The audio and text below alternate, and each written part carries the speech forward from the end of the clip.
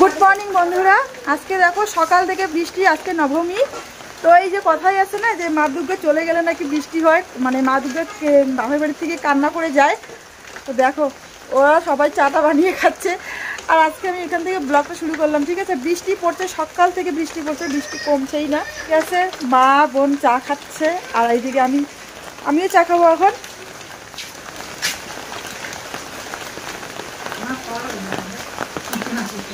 তো ঠিক আছে, আজকে ব্লগটা আমি এখান থেকে শুরু করলাম। আর এখন যাচ্ছি ওই ঘরে। আমি মানে কালকে মা বানিয়েছে মুড়ির মোয়া, তারপরে খইয়ের মোয়া বানিয়েছে, সেগুলো আমি এই ঘর থেকে নিয়ে যেয়ে মা চা বানিয়েছে সকালবেলা, সেই চায়ের সাথে খাবো। ঠিক আছে, ব্লগটা দেখতে থাকে এখান থেকে।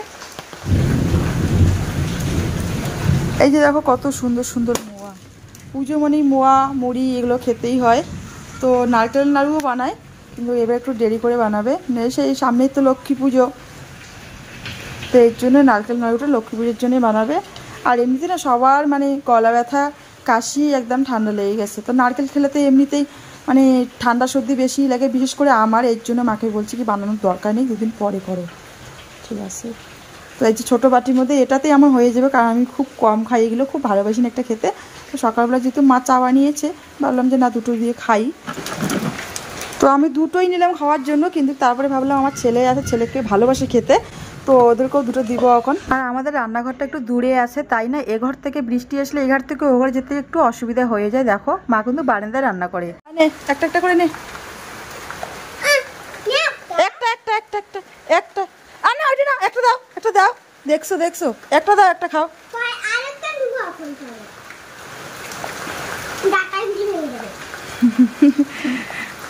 এই যে দেখো একটা করে খেতে হয়, ঠিক আছে, পরে লাগলে আবার দিবে। হ্যাঁ, এখন একটা খাও। আর দেখো কুম্ভকর্ণ ঘুমাইছে, কালকে 3টায় এসেছে, মানে একদম ভোর 3টায় গাড়ি নিয়ে এসেছে, এখন বাজে মোটামুটি প্রায় 11টা। তো গাড়ি চালাইতে অনেক রাত্রি করে এসেছে, তো ঘুমা। আমি দুটো মোয়া নিয়েছি, কিন্তু এরপরও না খেতে পারছি না, মানে আমার এগুলো খেতে একদমই ভালো লাগে না, কিন্তু এই যে খেতে লাগে এর জন্যই। তো তারপরে দেখো এদিকে বাবা নিয়ে এসেছে চুনোপুটি মাছ, আর কিন্তু এই যে এগুলো মাছের ঠিক আমি নাম একটা জানি না, হয়তো সিলভার কাপ না কি যেন বলে, সেরকম মানে ওই রকমই কিছু একটা হবে। তো আমি মাছগুলো পরিষ্কার করে নিচ্ছি, আর এদিকে দেখো মাছগুলো আমি কেটে দিয়েছি, কিন্তু তারপরে না বোনও ধুয়ে নিচ্ছি। আর চুনোপুটির মাছগুলো তো পরিষ্কার করতে অনেকটাই সময় লাগে, তাই আমি বোনকে বললাম আমি মাছটা কেটে দিয়েছি, তুই গিয়ে ধুয়ে একটু মাকে দিয়ে আয়, কারণ মা এদিকে রান্না বসাবে, মায়ের ভাত ডাল হয়ে গিয়েছে। তাই করলো বোন ধুয়ে নিয়ে এসে দিল, মাছটা ভাজা বসিয়ে দিল, এদিকে আমি স্নান করবো। তো তাই আমি একেবারে উঠোনটা ঝাড়ু দিয়ে নিচ্ছি। আর সকালে বৃষ্টি হয়েছে, বৃষ্টির কারণে একটু হাওয়া হয়েছে, সের জন্য দেখো উঠানের মধ্যে কত পাতা। মানে আমি তো ঘুম থেকে উঠে ভেবেছিলাম যে মা বুঝি উঠোন ঝাড়িয়ে দেয়নি, কিন্তু তারপরে দেখি না বৃষ্টি হয়েছে, তারপরে একটু হাওয়া হয়েছিল, এর জন্য উঠোন ভর্তি পাতা। তো ভাবলাম যে উঠোনটা ঝাড়ু দিয়ে একেবারে স্নানটা করি। আর স্নান করার আগে না এগুলো কাজ করা খুব ভালো লাগে। স্নান করার পর সত্যি ইচ্ছা করে না ঝাড়া মোছা করতে বা মাছ কাটাকাটি করতে, শুধু স্নান করার পর শুধু রান্নাবান্না পরিষ্কার পরিচ্ছন্ন জিনিসপত্র কাজগুলো করতেই ভালো লাগে। তো এইদিকে দেখো মা কিন্তু বারান্দায় রান্না করছে। তো আমাদের তো রান্নাঘর আছে, রান্নাঘরে না মা খুব একটা রান্না করে না, তাই কষ্ট করে বারান্দার মধ্যে রান্না করে। কেন বলো তো, মানে ঘরে মায়ের রান্না করলে নাকি ঘর কালি হবে, মা যেহেতু উনানে রান্না করে, এইটাই মার ধারণা। আর রান্নাঘরটা কিন্তু পাকাই করেছে, কিন্তু এরপরও মায়ের ধারণা যে পাকা ঘরে করলে ঘরটা কালো হয়ে যাবে, এর জন্য বারান্দায় করে। আর জানোই তো মানে পুরোনো দিনের লোক হলে যা হয়, ওরা না খোলামেলা রান্না বান্না করতেই খুব পছন্দ করে। মা কি কি রান্না করলো আমি দেখাই দিই, ঠিক আছে, কি কি রান্না হয়েছে। এই যে দেখো মাছ করেছে মশলা দিয়ে, মাছের কারি। আর আমার ছেলের জন্য ডিম ভাজা করেছে, ও না এগুলো মাছ খেতে চায় না, খুব কাঁটা থাকে। আর এখানে আছে ওই ছোট মাছগুলো দিয়ে আলু দিয়ে একটা চচ্চড়ি করেছে। আর এখানে সকালবেলা করেছে এক তরকারি, তো সেটা তো শেষের দিকে। আর এখানে আছে ডাল, মাছের ডাল। এই ডালটা সবাই খেতে ভালোবাসে, পিছলা ডাল। আর দেখো এই এত সব রান্না দেখে এত লোভ সামলাইতেই পারছে না, আগেই দেখো খেতে বসেছে। কাজ আছে, আমারও তো কাজ আছে, ভিডিও এডিট করা। আর এদিকে কিন্তু বাবা খাচ্ছে। এই যে স্নান করেই দেখো, এখন স্নান করে নিলাম, আর এখন স্নান করে নিয়ে এখন ভাত খাবো। আর আজকে একটু বেলা হয়ে গেলো স্নান করতে, ওই যে বৃষ্টি ছিল, বৃষ্টির মধ্যে স্নান করতে বেলা হয়ে গেলো। এখন তো মোটামুটি বাজে 3:30। এখন আবার খাওয়া দাওয়া করে নিয়ে ভিডিও এডিট করবো। আর ও তো খেয়েই নিয়েছে, দেখো খাওয়া দাওয়ার সময় দেরি করে লাভ নেই না, আরে খাওয়া দাওয়া খেয়ে নিয়েছে, তো এখন আমিও খাবো। আরও বাড়িতে আসো, একটু পরে গাড়ি নিয়ে যাবে, আর কত রাত্রে আসে জানি না। আর আজকে তো নবমী, আজকেও ঘুরতে নিয়ে যাবে কিন্তু সেটাও জানি না। তো একসাথে খাওয়া দাওয়া করি। আমি এবার কি বলতো সবার সাথে একসাথে খেতে ভালোবাসি, মানে এইরকম, মানে কেউ না খেলে আমার খেতে ইচ্ছা করে না। আর এ তো আগেই খায়, মানে ওর আগে খিদা পায় না, কাজ আছে। ঠিক আছে আমি খাওয়া দাওয়া করি, পরে দেখা হবে, ঠিক আছে? 1টা বাজে, দেখো এখনো ও ফেসিয়াল করতেছে। তাহলে তুমি এত রাত্রি গাড়ি চালিয়ে এই সবে মাত্র আসলো, এসে দেখো এই যে ভাত খেয়ে নিয়ে এখন রেডি হচ্ছে। নির্ধারিত কোনো ক্রিম নেই বাবা, তোমাকে দেখি বাবা, এই যে দেখো আমার হিরোকে। আজকে হচ্ছে নবমী, কিন্তু ওকে নিয়ে যেতেই হবে। আমরা বাবা মা কর্তব্য তো পালন করতে হবে, তাই না? ছেলেকে তো একসাথে নিয়ে ঘুরতেই হবে।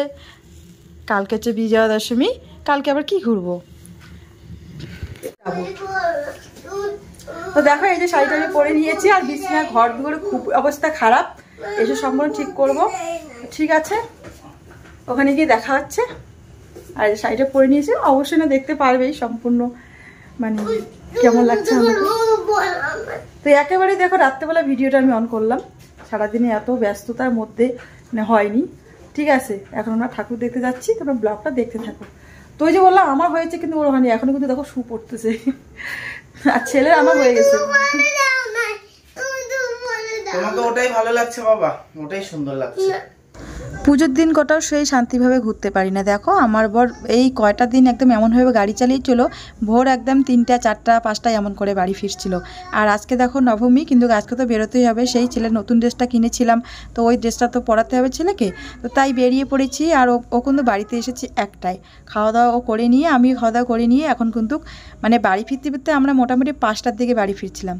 আর দেখো মায়ের মুখটা কত সুন্দর হয়েছে, সত্যি পুরো 1 সপ্তাহ জুড়ে আনন্দ করলাম যে মা দুর্গা আসলো, দেখো চলেই গেল। মানে এখন এতটাই মন খারাপ যে দশমীর দিন সত্যি খুব মন খারাপ হয়ে যায়।